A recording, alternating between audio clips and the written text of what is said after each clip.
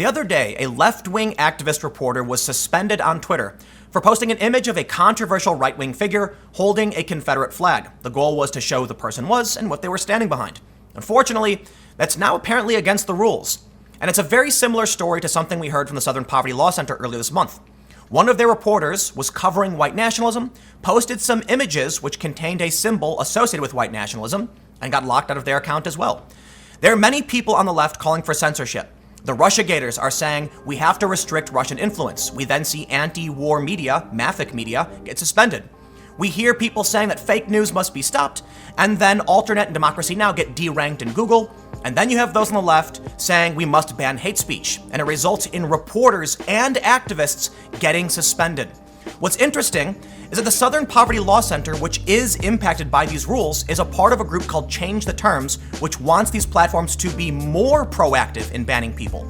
According to Fairness and Accuracy in Reporting, the left frequently does call it censorship. Unfortunately, it is a minority position among the left to actually challenge these ideas, and most mainstream individuals and organizations support the idea.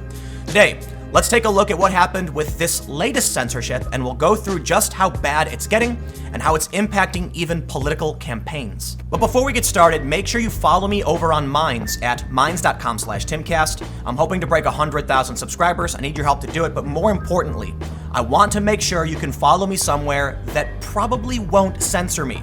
These big tech monopolies are very censorious, and that's quite literally what we're going to be talking about today. So yeah, follow me on Minds. If you want to support this video, just share it on social media to help spread the news. Very early this morning, we saw a tweet from Michael Edison Hayden, who is the senior investigative reporter for the Southern Poverty Law Center. He said, Twitter again locked out Sandy Bacone.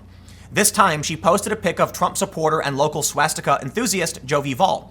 Twitter cracking down on an independent journalist covering the far right is striking, given how many open racists are on here. What are they doing? In the image, we can see what appears to be an email from Sandy where she said, I got locked out of my account for posting this picture and saying Trump supporters like Robert E. Lee too.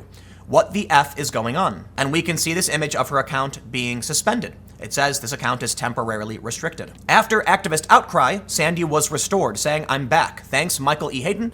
I think it's a combo of people weaponizing Twitter in mass reports and the algorithm, which means there are certain subjects I can't report on, certain words I can't use. And of course, Sandy is 100% correct. In this story from Michael Hayden, April 5th, Twitter locked me out of my account for reporting on extremists. The story from Hayden highlights how the social media giant locked him out and threatened him with a permanent suspension for posting a tweet that demonstrates a connection between an American white supremacist leader, the terrorist who gunned down 50 worshippers in New Zealand, and a mysterious fire that recently ravaged a Tennessee-based building linked to the civil rights movement. One of the biggest problems with groups like the Southern Poverty Law Center and people like Michael Hayden is that they actively campaign for these rules, but then complain when those rules are enforced. In his pinned tweet, he says, there is no nuanced or balanced view to have about the ideology of white supremacy, period. White supremacists are murdering people. The time for Twitter to get serious about moderating this platform is right now. Twitter is. They're getting rid of white supremacist imagery. That means reporters will be banned too. The rules are not that specific. Of course, they were shocked to find the rules would be applied to them. But it's so strange to see the SPLC reporter's Twitter account that simultaneously says ban white supremacy and then don't ban people who are posting white supremacist imagery. It doesn't matter if they're reporting on it or not. The rules are clear, the rules you campaign for. Now, of course, the rules shouldn't function this way. It's one thing to support a group and another thing to report on a group, but that's context that will require a human being. And human beings can't moderate all of Twitter. There are too many posts. In fact, some humans don't even understand context, which means you may get a human and they might say, is this person pretending to oppose this or are they supporting it? And more importantly, that loophole will just allow actual white supremacists to claim they're not supporting it. They're just letting you know. Who then gets banned? If you want it banned, you will be banned too. But of course, the Southern Poverty Law Center is part of a group called Change the Terms. White supremacists are using online platforms for hate. It's time to change the terms. And we can see these are the groups who have come together to form the Change the Terms coalition, which ironically includes the Free Press, who claims to champion an open and free internet while simultaneously arguing in favor of censorship. Glenn Greenwald, back in August, made a very important point about this. He said, quote, When we said we wanted Silicon Valley giants to censor content, we didn't mean this content. The inevitable lament of every censorship advocate who somehow convince themselves that bad, powerful actors will censor in accordance with their benevolent political agendas and views. And of course, 2 days later, Glenn Greenwald was proven right.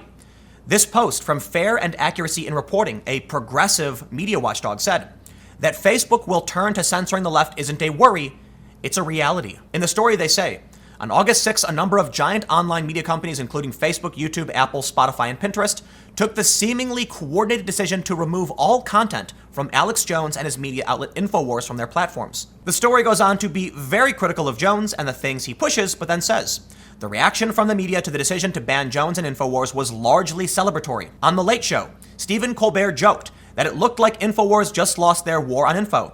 The Daily Beast urged readers to shed absolutely no tears for Alex Jones, while Salon and CNN put pressure on Twitter to follow suit, with the former asking, why is Alex Jones still allowed on Twitter?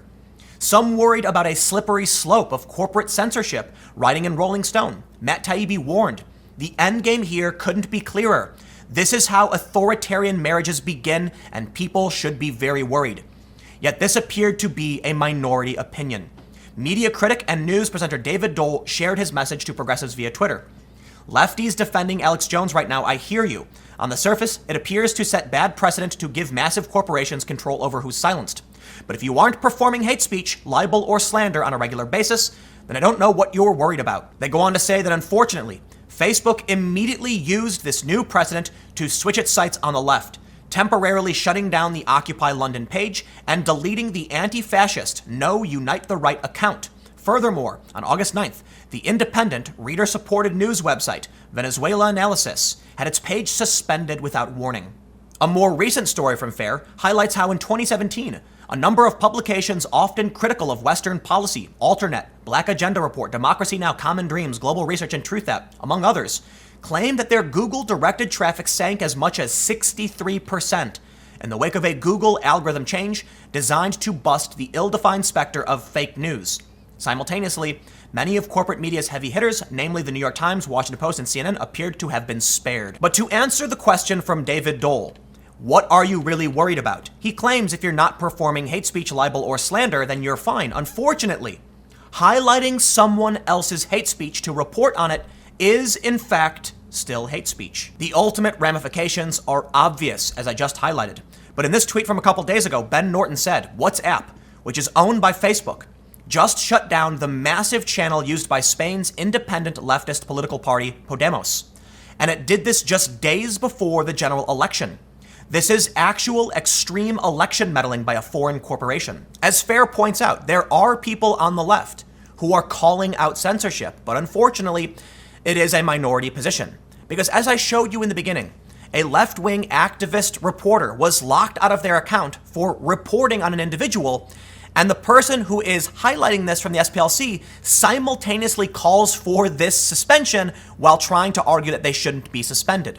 Twitter is not going to care why or how you're posting this. In this instance, they did release the account, and they did the same for the writer when it happened to him. But in the end, Twitter, YouTube, Facebook care about advertisers. They want to avoid controversy. That means if you are reporting on this, you will get banned. And guess what? The actual white supremacists will just avoid using certain words, and they will not be banned. You are quite literally advocating only for the banning of yourselves. Sure, some far-right white nationalist Nazi types won't be able to post their images, but they don't have to. They can spread their ideas in other ways.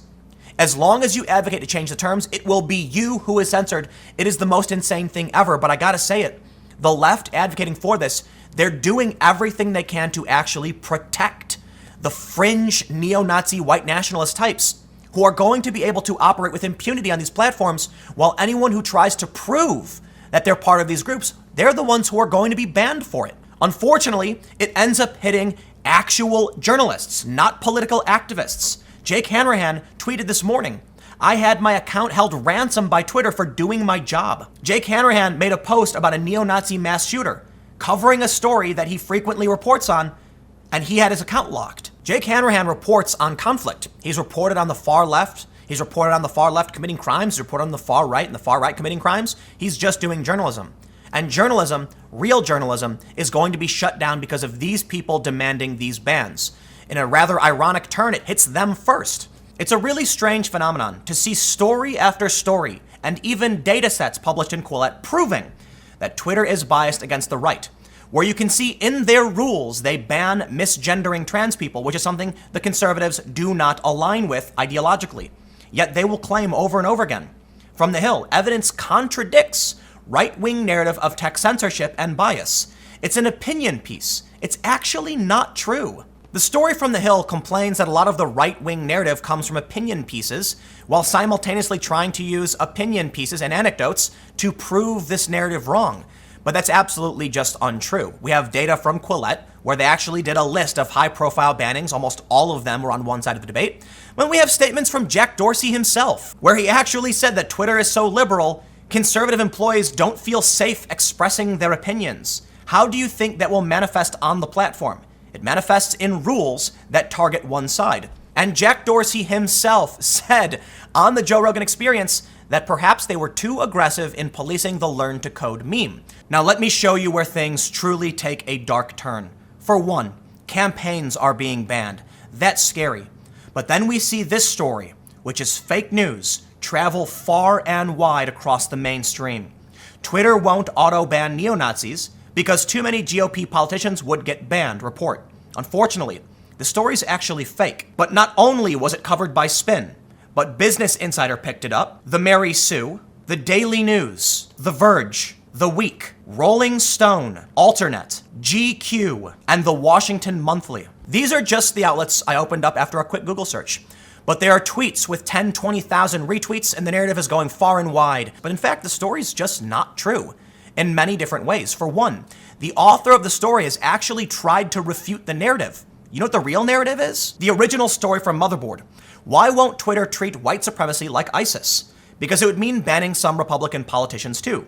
A Twitter employee who works on machine learning believes that a proactive algorithmic solution to white supremacy would also catch Republican politicians. The story basically says that in their effort to ban ISIS, they sweep up innocent Muslims because ISIS members use the same rhetoric and the algorithm can't tell the difference.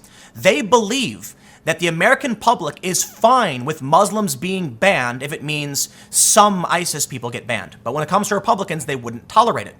It's not that Republicans are white nationalists, it's that the algorithm can't tell the difference between different types of content if similar words are used. Yes, some white nationalists support Donald Trump.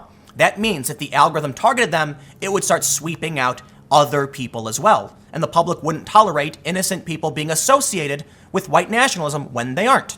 Of course, the narrative has evolved. They're now claiming that if they banned white nationalists, it would ban Republicans. That's not true. What they're saying is an algorithmic sweep wouldn't work because they would ban innocent people. However, that explanation is entirely pointless when you realize the entire premise is false anyway. Twitter came out and said there is no basis in fact. Almost immediately, Twitter pushed back. Twitter pushes back on report about white supremacist content. This story from the 25th only got 30 shares, where they show Twitter, in a statement to The Hill, said the story has absolutely no basis in fact and disputed the characterization of the exchange at the meeting of March 22nd. There are no simple algorithms that find all abusive content on the internet, and we certainly wouldn't avoid turning them on for political reasons, the Twitter spokesperson said. I showed you that these policies backfire on the left, but for some reason, that is the majority opinion, at least when it comes to those vocal about these issues. There are people on the left who are defending free speech and opposing censorship, but unfortunately, as fairness and accuracy in reporting has pointed out, it is a minority position. And then you see the fake news go viral, aligning Republicans with white nationalists, creating more division in this country, and getting more people to demand action be taken against white nationalists, even if it means a broad algorithmic stroke that will ban even Republicans. What they don't seem to understand is they're simultaneously arguing that innocent Muslims should be banned and that they themselves should be banned too. And this is what they seem not to be able to grasp. We have the evidence staring us in the face that they are usually the first to be banned themselves because they're the ones who hear the dog whistles. They are the ones who report on this. and it will lead to disaster. It's so confusing how you can have Jack Dorsey himself say his employees are so biased, conservatives are scared to share their opinions. You can have the rules, which plainly support the left-wing ideology on misgendering. You can have employees over and over again uncovered on the record saying there is a bias, they ban MAGA, etc. James O'Keefe from Veritas highlighted this in secretly recorded interviews. Yet when one employee makes an accusation, it's fact. After all the evidence lines up, they say it's just a conspiracy theory Republicans believe, it's not true. But one Twitter employee anonymously telling Motherboard they may or may not do something, and everyone on the mainstream left, they run wild with a fake news narrative and demand more censorship and get themselves censored. Whatever. Let me know what you think in the comments below. We'll keep the conversation going. You can follow me on Minds at Timcast. Stay tuned. New videos every day at 4 p.m. Eastern. And I'll have more videos for you on my second channel, youtube.com/TimcastNews, starting at 6 p.m. Eastern. Thanks for hanging out, and I'll hopefully see you all next time.